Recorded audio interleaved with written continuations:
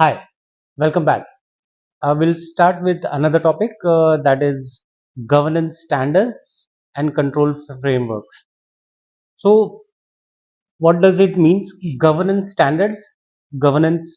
Um, if you look by the previous topic, we have the governance body that is the objectives which has been set it, by our senior management, and according to that then we will have to see what controls or uh,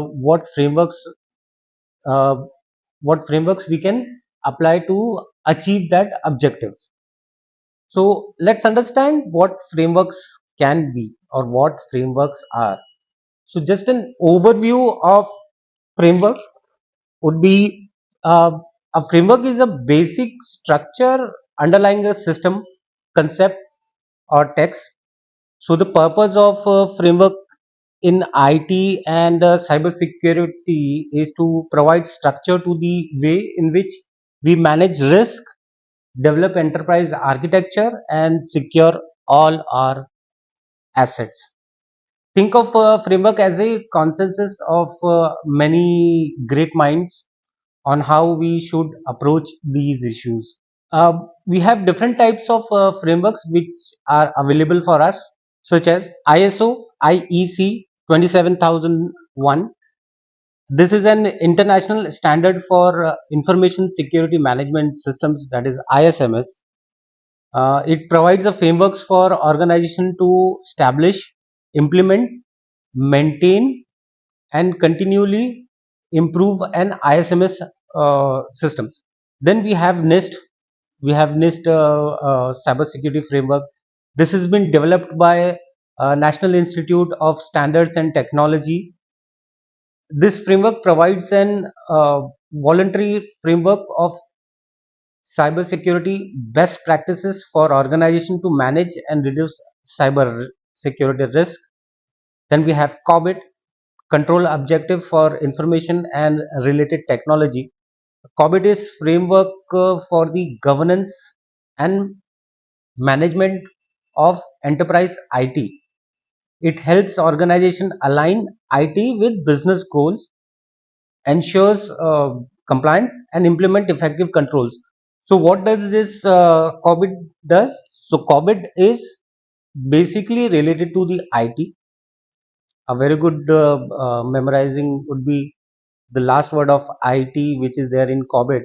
So it will help you help you see that if COBIT is there, then this is for the IT companies or IT enterprises. Then we have ITL. This is a set of practice for IT service management, ITSM, that focuses on aligning IT services with the needs of the businesses and delivering values to customers through the use of best practices. This is basically related to the IT service which we provide. Then we have COSO, that is Committee of Sponsoring Organization of the Tradeway Commission Framework. COSO framework is a comprehensive framework for internal controls, providing guidance on how organizations can design, implement, and maintain effective internal control. So don't get confused with COBIT and COSO. COBIT is basically for IT organization, but for if you are considering the whole organization part, COSO is the right thing. So remember, COSO, the last word itself, COSO, relates to the organization. So anything which is you are getting with any question for a framework related to the whole organization which you might see, you have a COSO, right? Then we'll move on to the other part also. Then we have PCI DSS. Now PCI DSS is Payment Card Industry Data Security Standards, PCI DSS. PCI DSS is a set of security standards designed to ensure that all companies that accept, process, stores, transmit card information maintain a secure environment. So this is basically for the organization who are dealing with the card transactions. Okay, remember that PCI DSS isn't standard; it is not a law in itself. It's so, but it is very much a very high grade standard which has been set for the card industry, but don't know. So if someday somehow if an country or if someone makes a law, so that's why makes a law, you have to follow this law for card processing. They maintain the PCI standard. It is a very good standard or very high level of standard which they maintain for PCI DSS. Then we have GDPR, that is General Data Protection Regulation. GDPR. This is a regulation which is this is regulation, and this is a law in European Union. Very good example of data protection and privacy. It has a very high level of privacy protection with regards to its citizen of the European Union and the European Economic Area. Then we have Octave, that is operationally critical threat asset and vulnerability evaluation. It is a comprehensive risk management framework developed by CERT Coordination Center at Carnegie Mellon University. So this is basically it talks about the risk management of the organization. Octave is designed to help organization identify and manage information security risk effectively, because the whole purpose of this Octave is for the risk management itself.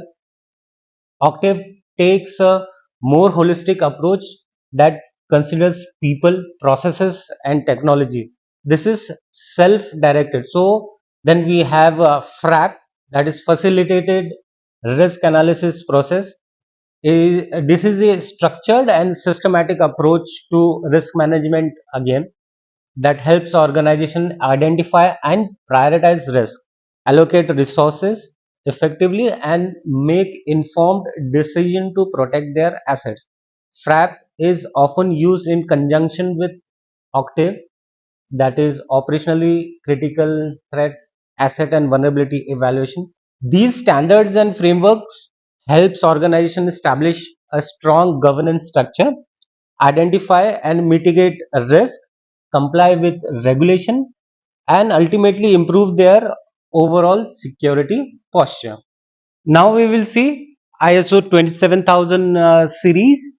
The ISO or the International Organization for Standard ISO and the International Electrotechnical Commission IEC 27000 series. These serves as industry's best practice for the management of security controls in a holistic manner within organization around the world. The list of standards that makes up this series grows year on year. Collectively, these standards describes an information security management system, that is ISMS, but each standard has a specific focus such as metrics, governance, auditing, and so on. The currently published ISO IEC 27000 series of standards with there are many of them which has been omitted. We'll see few of them, of which we have currently now ISO IEC 27001. So this is the core standard of the series and provides the requirement for establishing, implementing, maintaining, and continually improving an ISMS. It is designed to ensure that organization can manage the security of their information assets effectively. Then we have ISO 27002. This was formerly known as ISO IEC 17 17799 or 17799. These standards provides guidelines and best practices for implementing security controls based on the requirement of ISO IEC 27001. It covers a wide variety of security topics such as access control, cryptography, physical security, and security policies. So what does it means? Keep uh, to get ISO 27,000 certification, you have to follow 27,002. So you follow 27,002 to get 27,001. So you get certified for 27,001, but you never get certified for 27,002, because that's basically a guidelines or best practices which has been provided to you. So you won't be able to get that certification. You get certified only for 27,001 because it implements. 27,002 is a guideline, but implementation of guidelines is what you get in 27,001. So you get certified for 27,001. Then we have ISO 27,003 27003. These standards provide guidance for the implementation of an ISMS, including the process of initiating, implementing, and maintaining and improving an ISMS. Then we have ISO 27,004. These standards provide guidelines for measuring the effectiveness of ISMS. It defines metrics and measurements technique that organization can use to assess their security performance and effectiveness of their security controls. Then we have ISO 27,005. These standards provide guidelines for conducting risk assessment in the context of ISMS. So what does it mean? Ki by it provides the guidelines for the risk assessment. So for 27th in 27,005, basically it's an risk management framework. If you need to use risk management framework uh, provided by ISO, then you'll have to use the 27,005. Then we have ISO 27,006. This standard provides requirement and guidance for organizations that wish to become certified against ISO 27,001. It specifies the requirement for certification bodies and certification process. So basically, this provides a process how you can begin.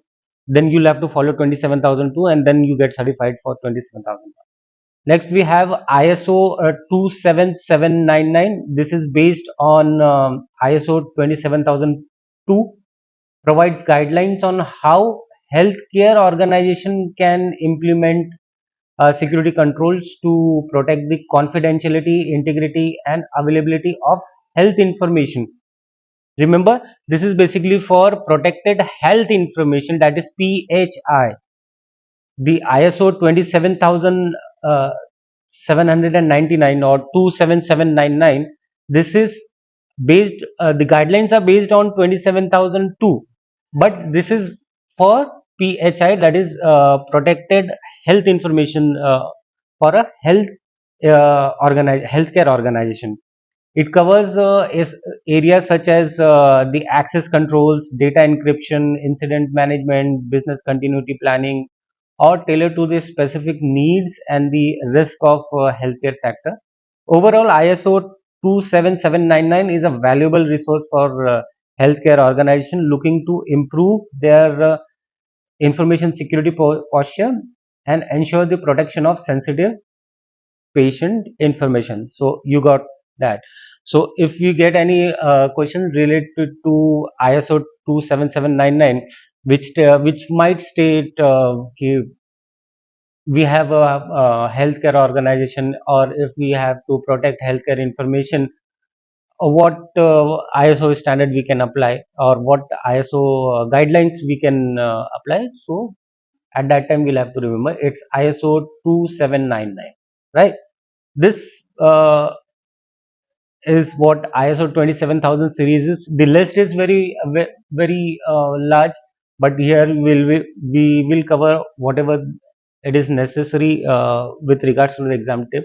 But you can definitely go to the ISO sites, and you'll get the information about other standards or other guidelines which has been provided by the ISO. This brings us to the defense in depth. Now, defense is depth.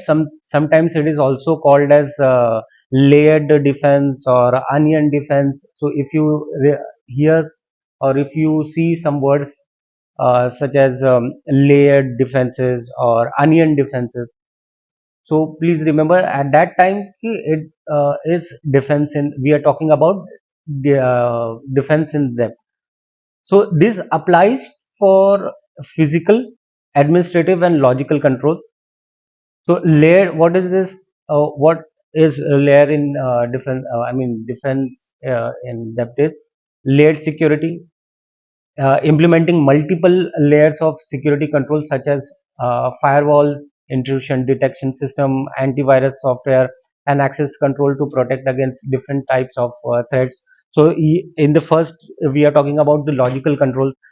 Overall, if you can see, on a physical, as it implies physical, administrative, and logical controls.